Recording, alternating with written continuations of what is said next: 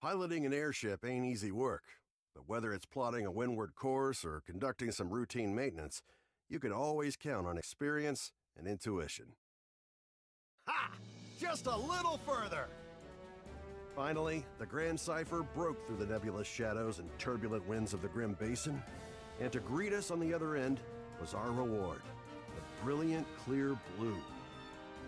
It was a panoramic azure, dappled by silver-white clouds and gleaming from the light of a new day. Always an exhilarating sight to behold.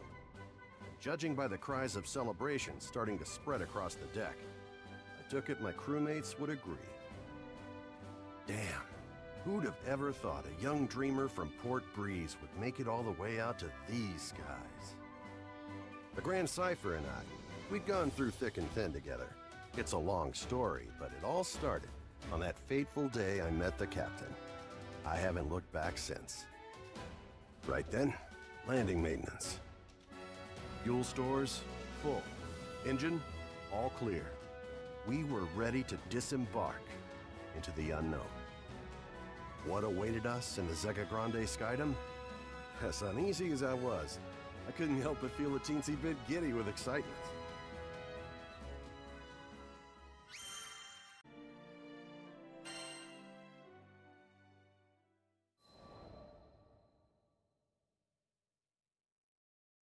Ah, the Grand Cipher. Ever since I found her abandoned behind a cliff, it was love at first sight. I was just a kid, but I had lofty dreams of repairing that ramshackle airship and taking her to the skies. Back then, I didn't know the difference between a porthole and port side, but I was determined.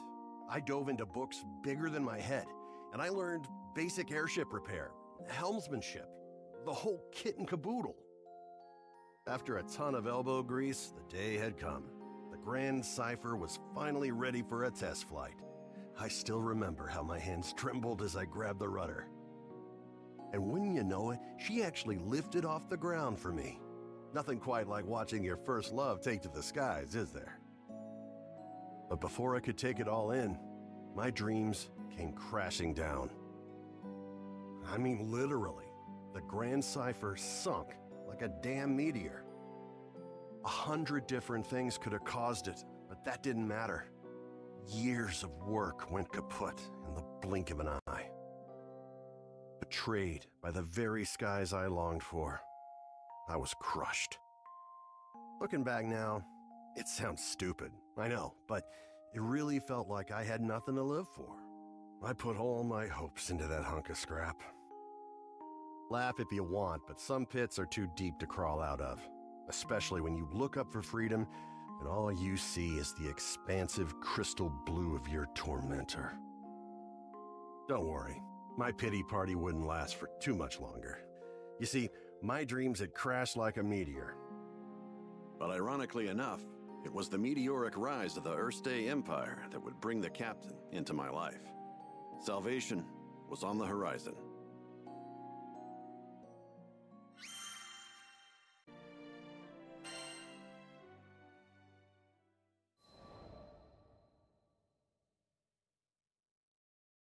Just as I'd given up on flying, the Erste Empire had arrived in Port Breeze, and they were hell-bent on exploiting our local protector, the primal beast of wind, Tiamat.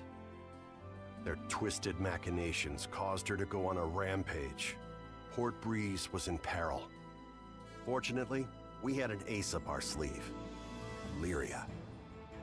Thing is, Lyria needed to get close to Tiamat, which meant we had to go up, and to go up, we needed to fly. I thought I'd already closed that chapter of my life when the skies betrayed me, but lives were on the line.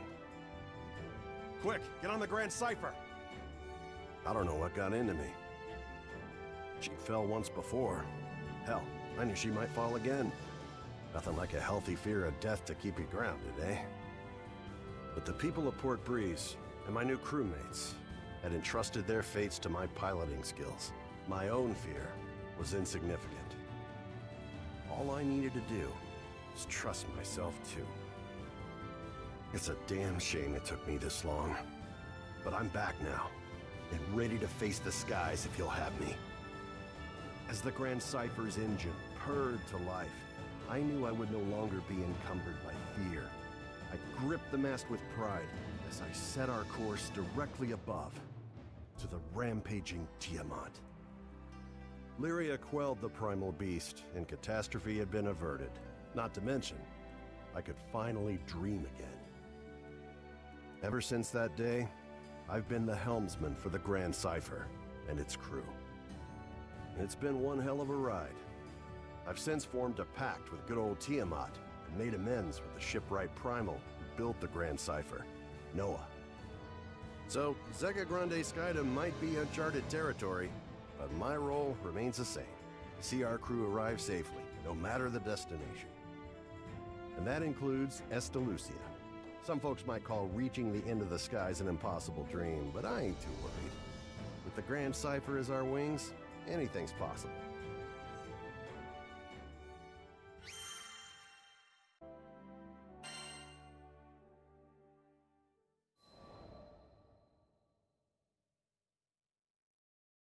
Call it a side effect of being a helmsman, but my ears tend to laser in on any talk of airships. Then again, damn near anybody could have heard this guy shouting.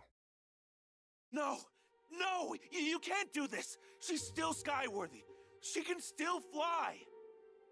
The distraught man was making a scene outside. 3 seemingly unfazed onlookers surrounded him. Between all the belly aching, I pieced together the man's story. He was an engineer, was upset that an airship called the Nautilus was set to be decommissioned. His 3 friends, meanwhile, were telling him to see reason, that an old ship like that would be more useful as scrap. Reminded me of the Port Breeze days, back when my own dreams seemed like unscalable walls. The 3 onlookers were a young helmsman, a young mechanic, and an older merchant. They presented a unified front against the engineer, countering each of his arguments threefold whenever he opened his mouth to protest. As much as I wanted to help the guy, the trio were speaking the truth. Repairing the damn thing would cost buckets of rupees, and you can't fix an airship on gumption alone. Trust me, I've tried. Them's the breaks, kid. I turned to leave. None of my business, right? But dumb old me, I had to pause as my ears caught what he said next. We made a pact, didn't we? Don't you remember? The Nautilus. You promised that we would take her to the skies. He could barely hold it together. You could hear it in his voice, the desperation as he clung to a quickly fading dream. It was a feeling all too familiar to me.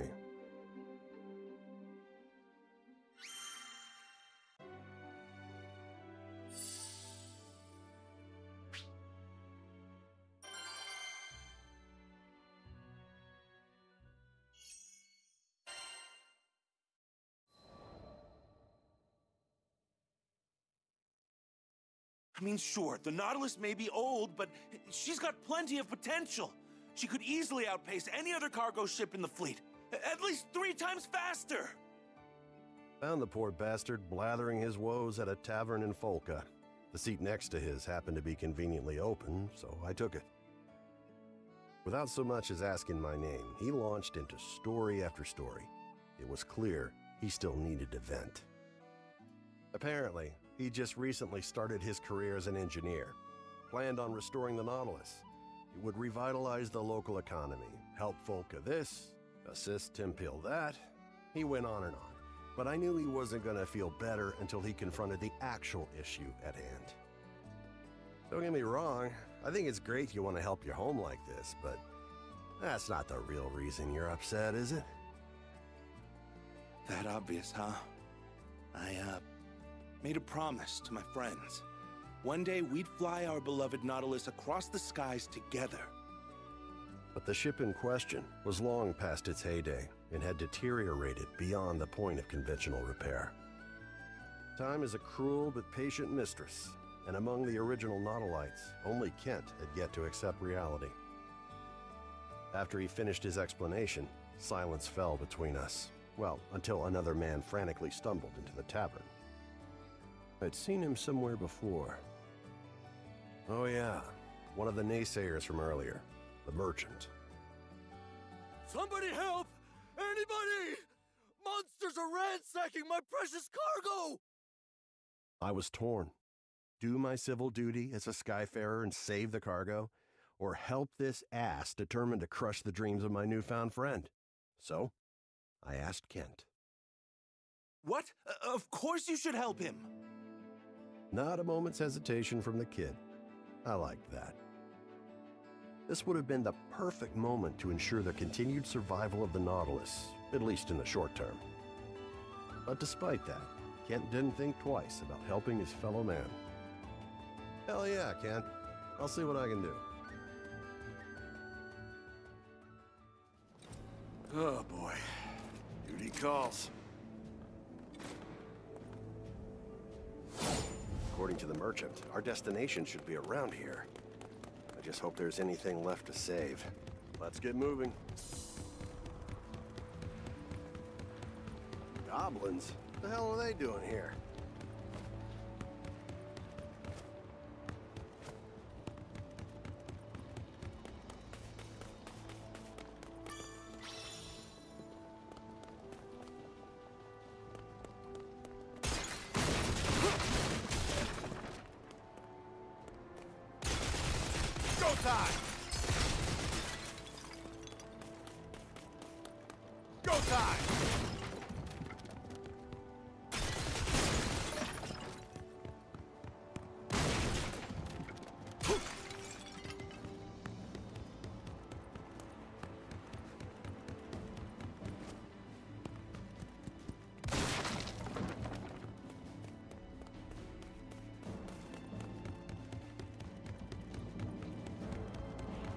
Say we didn't warn you.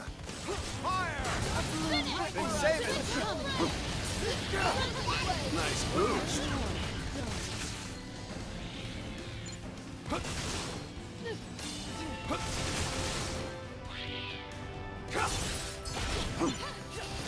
Here, have a... Not bad, if I say so myself.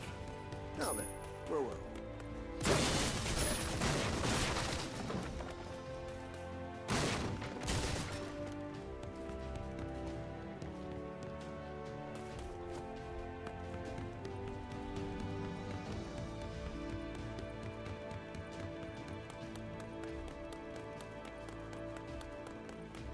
That must be the cargo we're looking for.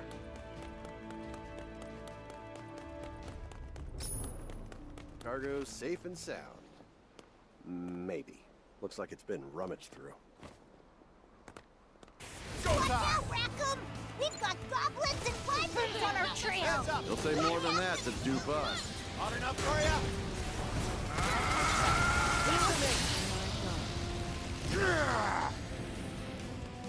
Things are about to get dicey. Just don't let them get close to the cargo.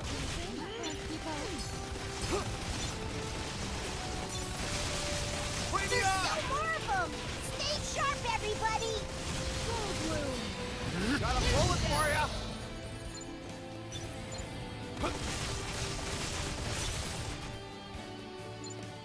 Come on! Trigger finger is itching!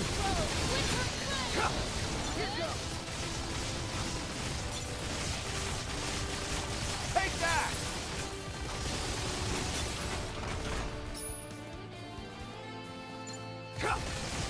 Take that! It's go time! So the big shot finally decided to show up, huh? Well, you're going down like the rest of them. Trigger finger is itching!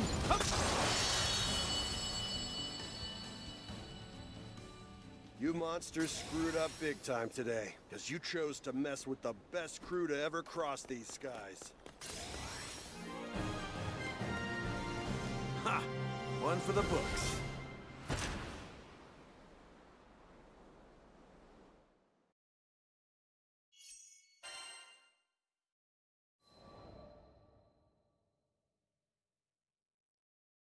Oh, you're a lifesaver. How could I ever thank you? You want to thank someone? Thank him. I gestured toward Kent. The man's face filled with shame as the irony dawned on him. So it was you, huh? Hey, listen. I'm sorry about earlier. I could have heard you out. After the merchant left, I wanted to focus on the next goal at hand. Putting some wind back in the Nautilus's sails. So I proceeded to do some intelligent and, dare I say, brilliant thinking on the topic when Kent asked what I was talking about. Whoops, must have been thinking out loud again. You just wait and see.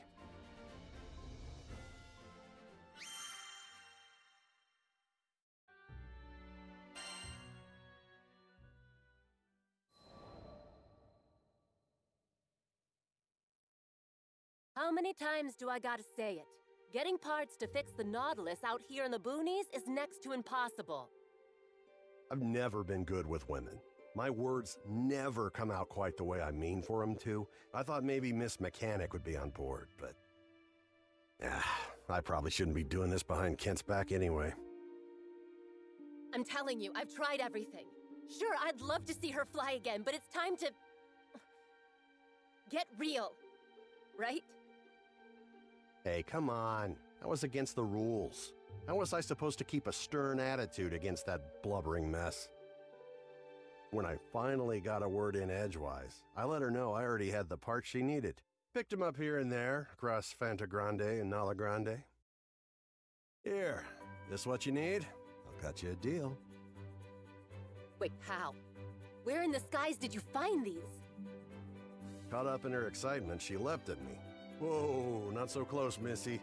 Of course, she paid me no regard. It was the parts she had her eyes on. Some modifications here and there, I could... Yeah. I can't believe it. The dream is alive. Yep, the dream was alive. She didn't have to say it. The look on her face was enough. All that hubbub from earlier was nowhere to be found. After forking over the payment, she happily took the spare parts off my hands. She also made sure to plant a big fat kiss on my cheek before scurrying off. Sheesh, at least warn a guy beforehand, right? Women, I swear. In any case, the winds were starting to blow back in their favor.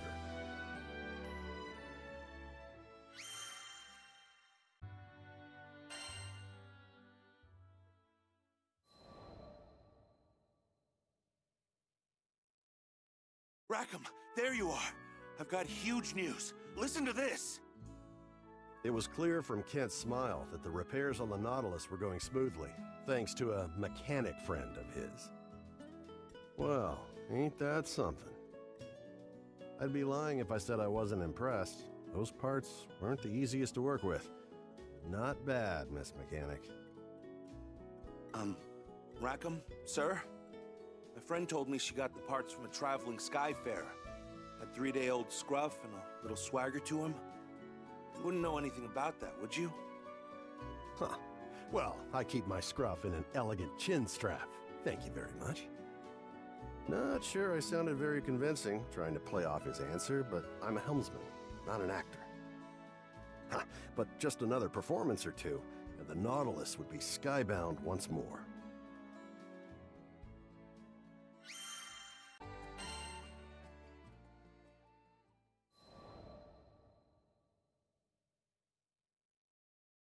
The Nautilus is skyworthy? I wasn't sure which was greater, the helmsman's confusion or Kent's enthusiasm. Yep. We've got one last bit of patching up to do, but she'll be ready before you know it. Isn't that exciting? Unexpectedly, the helmsman's confusion shifted into something darker. I decided to pry. Yeah, we'll have you back at the helm in no time. Unless you're getting cold feet or something. Yep, hit the nail on the head. The look in his eyes was unmistakable. He feared the skies. Despite his attempts to hide it, his fists were balled up and trembling. I knew the signs well enough. It wasn't my place to snoop further. From his perspective, I was just a busybody trying to dredge up a dream he'd long laid to rest. What could I do anyway? This was something he had to deal with himself. But hey, if I got through it, anyone could. So I did what I could. I put my hand on his shoulder and gave him a sympathetic nod.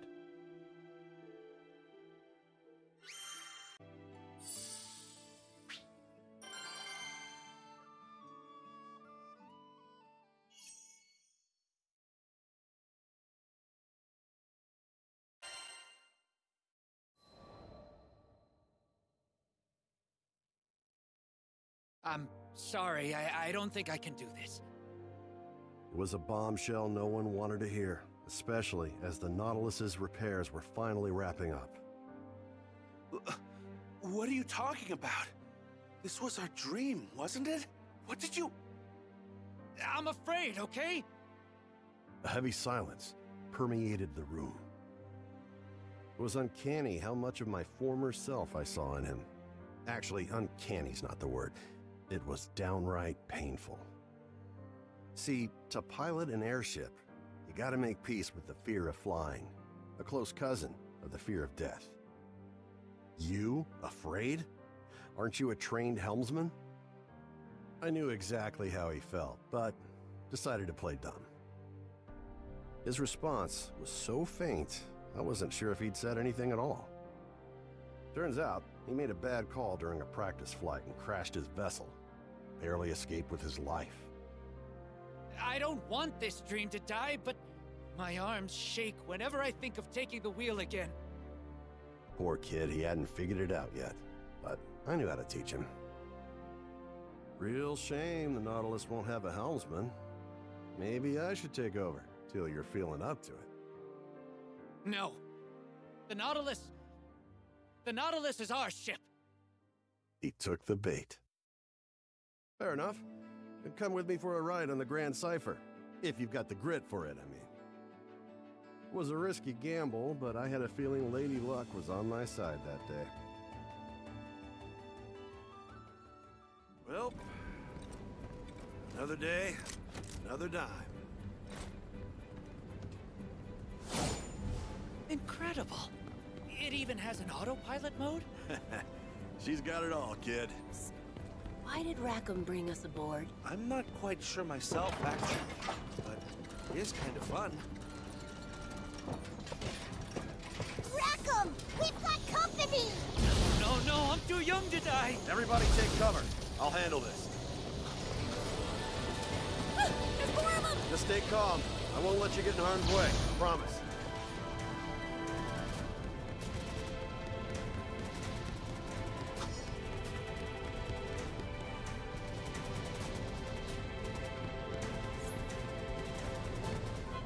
You reap what you sow. You like that? Have a face full of...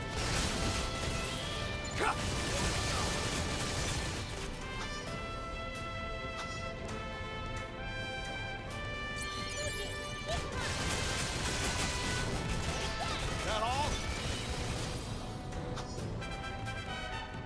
Great. Now we gotta deal with these pests too. Always expect the unexpected, because in the sky, life and death fly cheek by jowl.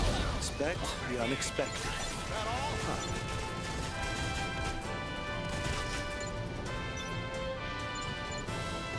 Hot enough for ya? Come on! Been saving this one. Got your cover. Oh, you're in Took for down it. those wyverns. Skyfarers are a whole different breed, huh? Have a whole magazine. Stay sharp! We've got more wyverns coming our way! So the first horde was just recon, huh?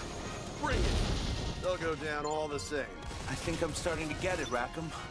Why it is that you fight. I mean, you want to take to the skies? Double tap. You've got to be ready for the storms, right? Yeah. And you truly believe in a dream. Risk of danger? A small price to pay. A dream, huh? I let fear get the best of me, and I guess I lost sight of what's important. Bring up a big gun. Rain hell on him. Fire in the hole. Here, have a whole magazine. It's go time. Got a bullet for it. Bullet? He's bullseye. Just keeping on your toes. It's go time. Almost swept me off my Go feet. time. Now we're cooking. Between the eyes. Firing. I can barely keep up with you there. Got a bullet.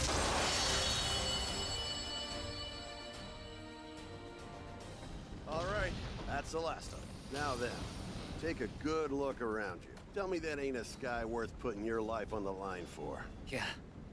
It's really something, huh? I never knew it could be this beautiful. Ha! One for the books.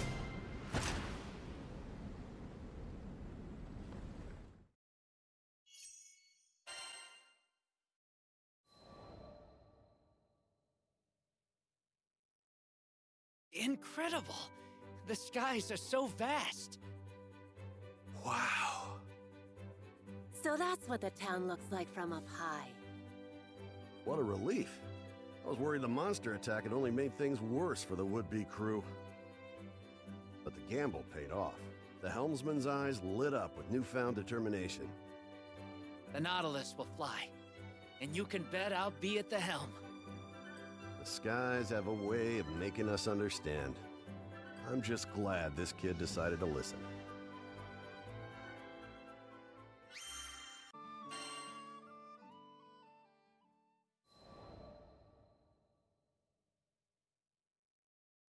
Clear blue skies, gentle breeze. It was perfect conditions for the Nautilus's maiden voyage.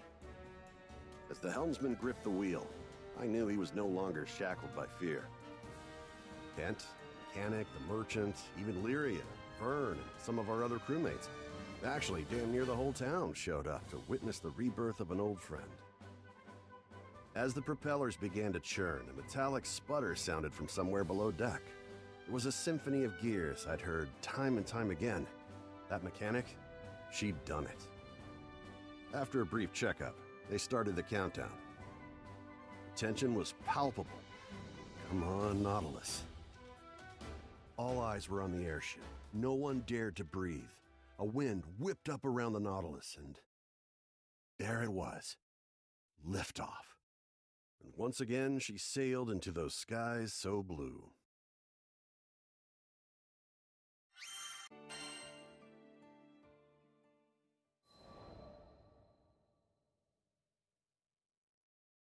A few weeks had passed since the Nautilus took its maiden voyage. According to Kent, the Nautilus was now Folka's leading cargo ship. Makes sense, given that it was 3 times faster than any other ship on the island. And not only that, but it seemed Kent had found himself a new dream already. Okay, picture this, Rackam. 3 ships conjoined into one massive cruise liner. See? All we need to do is reconstruct these columns here and... I wonder if I sounded that crazy to the others whenever I got my big ideas. Anyway, such a massive ship would require at least 3 helmsmen. So in his effort to make the cruise liner a reality, Kent started studying how to be a helmsman himself. But if Kent were to be the second pilot, who would be the third? About that, actually, we'd be honored to have you as the lead helmsman of our ship. Of course. It was a kind offer, but I already had a family in my crew and a home in the Grand Cipher. But that didn't mean I couldn't let the kid down easy.